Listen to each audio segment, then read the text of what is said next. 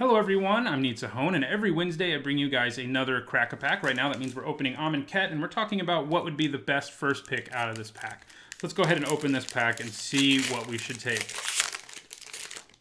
So our first common is Fling. Not a great card. You just have to have a lot of things going on in your deck for it to work. You have to have decent-sized creatures. I don't like it main board at all. It's a decent playable out in sideboards against removal that isn't real removal, like, things that are tapping your creatures down or pacifying your creatures, but it's still not that good. I'm not a fan of Fling at all in this format. Unfortunately, if there was Sacrifice theme, a stronger one, it might be better, but there's just not one. Don't like Fling, so I'm not going to be first picking it. Next, we have Anointed Priest. A 2-mana 1/3 is fine. It gains you a little bit of life, has a little bit of token synergy, and it itself has Embalm. So when it comes back as an Embalmed creature, at the very least it gains you 1 life. It's a fine playable in a white deck. I've played it in several white decks, usually the ones that are Embalm heavy, and it's fine, but I do not want to be first picking it at all. But it is our best card so far. Next, we have Hieroglyphic Illumination. I like this card a lot. I'm not super thrilled to be first picking it, but right now I think it's our best card after, we're 3 cards in. It's sort of a split card where on one side you can pay 4 to draw 2 cards. On the other side, you can pay 1 blue to draw a card. And that's great because there's lots of cycling payoffs. You can build like a Drakehaven deck or whatever. And sometimes you'd rather just draw the 1 card more efficiently or draw 2 cards, even though it's a little inefficient, because it's just going to be better depending on your part of the game. So far, Hieroglyphic Illumination is our pick. Next, we have Cartouche of Zeile. This is good, but only in a very aggressive red-white or red-green deck, basically. Sometimes red-black can be really aggressive. Making it so the creature you just played has haste, and making one of your creatures unable to block is often just enough to just smash your opponent's face in if you're playing a fast enough deck. I love playing it in aggressive decks. That said, I don't like first picking it because you're just not always going to... This format does not have a bunch of aggressive decks with red in them. There are lots of red decks that aren't going to be that aggressive. So I don't like first picking it, but I do think it's a great card. Next we have Festering Mummy. Nothing that exciting. 1 black mana for a 1/1. I don't normally like playing this card unless I'm in the zombie deck and have lots of zombie payoffs, or the -1/-1 counter deck and have lots of -1/-1 counter payoffs. If I have neither, it's not the greatest 1-drop. It's an okay one. If you're really low on 1s and 2s, you can put it in your deck, but you definitely don't want to be first picking it. Okay, now we're looking at what the new best card in this pack is, for me anyway, and that is Quarry Hauler. It just does a lot of work. I mean, it's a 4-mana 4/3, which is a great rate in limited. Also, it allows you to add or take away counters from a permanent, and that's way more relevant than you'd think. Yes, you have -1/-1 counters around, but I've done stuff with it with brick counters. I've done stuff with it with flood counters on Bounty of the Luxa. You can do all sorts of stuff with it. You can add -1/-1 counters to your opponent's creature, subtract them from your creatures, and so on.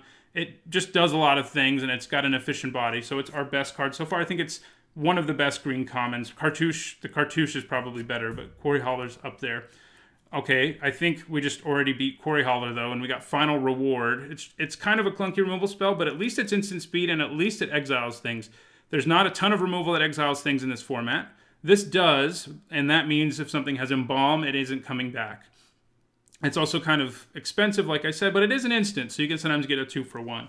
And so right now, Final Reward is what I would take. Next, we have Winds of Rebuke. This is a solid card. It's nice that it can return any non-land permanent, not just creatures. Bouncing creatures can often net you a card because your opponent is using a combat trick or an aura on that creature. It also has, the weird effect, but I like the design on it because it mills both you and your opponent a couple cards. And depending on what your decks are and what gets milled, that could be an upside or a downside, because if you throw some of your opponent's Embalm creatures or Aftermath cards in their graveyard, you're not going to be super happy. But if you throw some of yours in your graveyard, you'll be pretty happy. So it's kind of a complicated card, but its Final Reward is definitely better than it, and so is Quarry Hauler. Next, we have Binding Mummy. This card has been even better than I expected. I knew it was a 2-mana 2/2 with upside, and I knew that was going to be good. But the zombie decks are aggressive enough most of the time that you are tapping down a creature at least, half the time, and it's usually their best blocker, and then you're attacking them with zombies, and that's pretty awesome. Still, because it's sort of a build-around, I would be happier taking Final Reward, which you can even splash and be happy with. But Binding Mummy, you don't really want to be splashing because it's just a 2-mana 2/2, and Final Reward is just stronger. It can kill anything. Next, we have Dissenters Deliverance. Most of the time, I like to start this in my sideboard, unless I end up with a bunch of cycling payoffs, and there aren't a ton of them in green. You have to end up in blue or black and pick up some cycling build-arounds there. But it's an okay sideboard card. There are some good artifacts in this format. Not a ton. There's like 2 or 3 basically. But if you see them, siding in Dissenters Deliverance isn't a bad thing because in the early game you can just pitch it and draw a card. And if you draw it in the late game and they have their artifact in play, you can blow it up. Still on Final Reward though. Okay, next we have Time to Reflect. This thing is pretty good, but it's again a zombie build around. You have to end up with at least 10 zombies in your deck, I think, for Time to Reflect to work. When you're there though, man, is it good. It's still sort of a narrow removal spell. The creature you're exiling has to be blocking or blocked by a zombie. And obviously, if your deck's a zombie deck, you can make that happen. But it's still not just like straight up path to exile. Your opponent has to play into Time to Reflect. And they often will because it's not a card you see a ton of. It's uncommon, and only decks that really get their own zombies that can play it. I've only gotten there once myself, but it was very powerful when I did. Next, we have an Aftermath card, Spring to Mind. I like this one a lot. I like blue-green in general in this format, and Spring is nice because it helps you fix and ramp.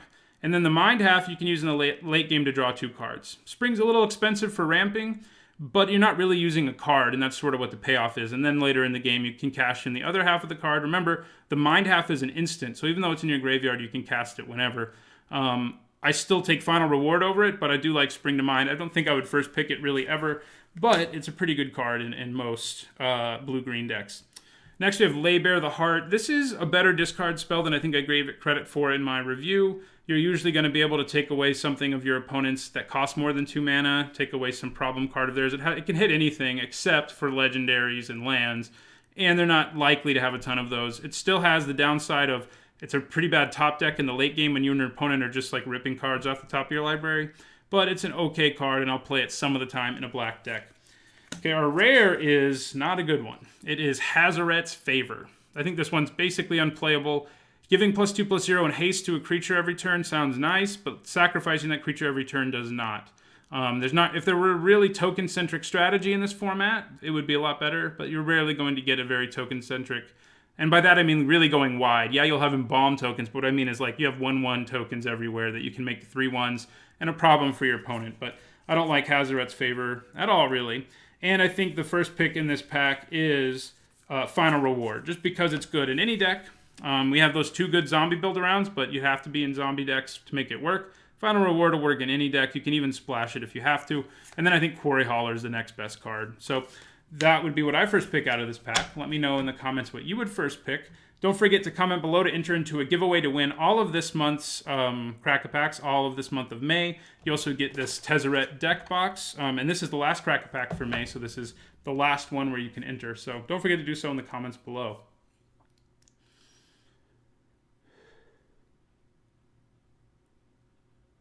Anyway, I'll be back again next week with another Amonkhet Crack-A-Pack. Thanks for watching.